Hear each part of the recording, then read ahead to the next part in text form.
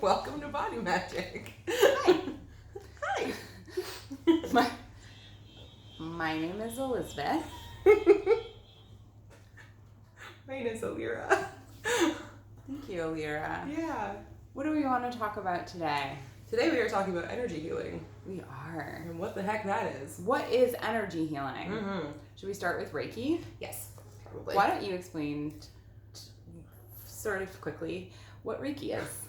So Reiki is a practice of energy healing, or I suppose you could say that it's non-medical healing, I guess. And it is a way in which you become aware of how to tap into universal energy and act as a conduit for it to come through your hands to help heal other people.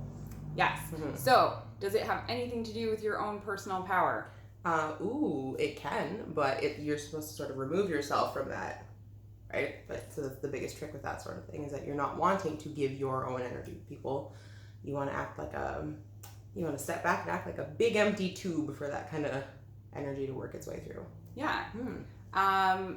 It's also similar to hands-on healing. So even up until the 20th century, nurses used to use hands-on healing, where you place your hands on a problem area, and they found that it was really helpful for the patients to begin to heal that part of the body. Mm-hmm. So if like science-y, you could take a look at electromagnetic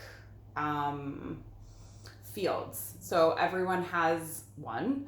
The heart and the brain are really powerful and influential on the electromagnetic fields of other people. Mm-hmm. So a lot of what we're doing with energy healing is also like,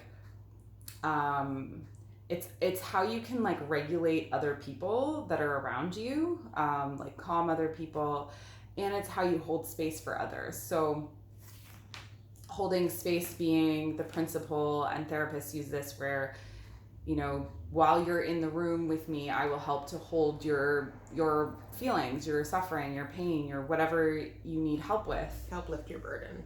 Yeah. And sorry, my trap is just okay. I can't look at anything else. Like, it's driving me crazy. Okay. It's fine. It's fine. What was I talking about? Being in a held space. In a held space, yes. So during that period of time, it lifts the burden so that you can heal. So that you have the space, because when you are, oh my God, when you are energetically, spiritually, physically, and mentally, I can't, like, I've never had traps before in my life. Yoga makes you strong. Visually, they're just so disruptive to me. Like, what are you doing? You look beautiful. Get away from here. It's like it's creeping up toward my ear. It's part of your neck.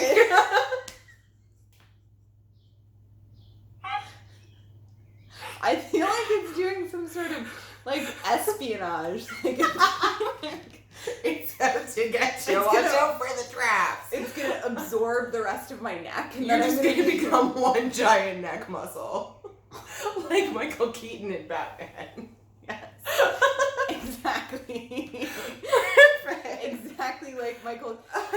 See, I can't even. Okay. What was I talking about? Holding space. Oh God. So for trauma, crisis, all of these things. I'm just gonna look at something else. I'm gonna try and look at you or the tree behind me while I talk. Okay. So holding space lifts this burden. Energy healing does the same thing. And I'm sure that you've seen things that are like, or energy-based healing type stuff where it's like, oh, like you went into this vibration, now you're cured. No, you're not. Sorry. You're not. For a bit, it will lift that. But if you don't do the work about what's underlying, like, I'm just gonna go with it. If you don't do the work for the root of the condition, there we go. It's just not, it's not healing. It's part of a healing journey, not the full thing. Yeah. I feel like, just to kind of touch on that, like, oh, you go into that vibrational space and then you're healed and all that kind of stuff. I feel like that's where a lot of people who don't practice spiritual work, specifically, or don't practice a lot of energy work, get a little freaked out because of the whole woo-woo aspect of like, oh, she told me that I vibrated differently and now I'm healed. Which is valid, for sure. It sounds crazy. It can sound totally crazy. But the best way that I have been able to describe the way that energy healing can work for people is that we as people, as humans, we instinctively seek that kind of positive energy anyway. Like, you think about when you're going through something rough and traumatic and you have your favorite people that you like to be around because they help you feel nicer, they help you feel lighter and better. So spending time, like if you've broken up with somebody, you want to be with your buddies because they make you feel brighter and happier. Right. Energy healing is reflective of that kind of instinctual need that we have as people to feel more buoyant. But it allows you to be aware of your ability to get to that place and keep space down here to do that work. Yeah. For sure. But I would say that, like, vibration attracts vibration. So there's also, by that same principle, we will, go toward negative people if we want to stay in that negative space, right? Sometimes we want to wallow. Misery loves company. Right. Is the saying. So in terms of BodyMagick, we use it, I have found that you can use meditative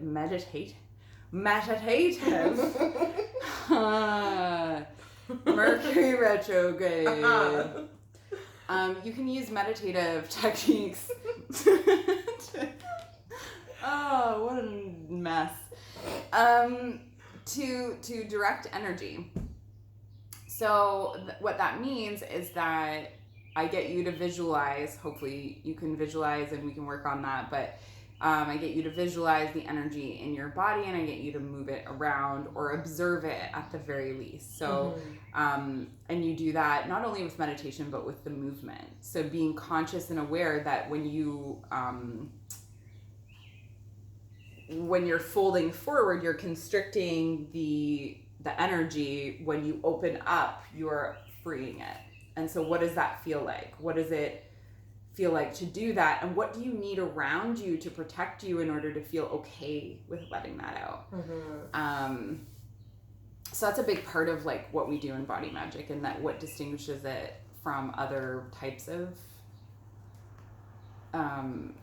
movement practices is that we're very conscious of forces outside of ourselves first, forces greater than ourselves first, and then like energy. The energy of archetypes, the energy of the feminine and the masculine, of the elements.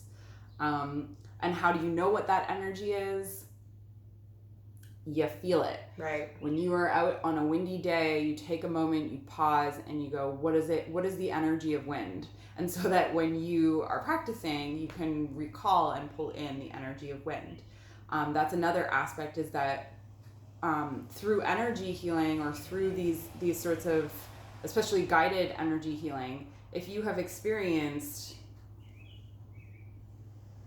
connection, if you've experienced connection in your body, then you can be out in the world, and if you need connection, you're feeling lonely, you know what that feels like, so you can start to call that back to you. Right. Yeah.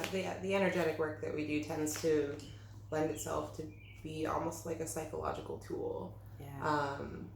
So even if it's the kind of thing where you're not sitting in the middle of your yoga practice and visualizing waves of energy, what you are doing is creating spaces in your brain for yourself to connect to yourself in a different way.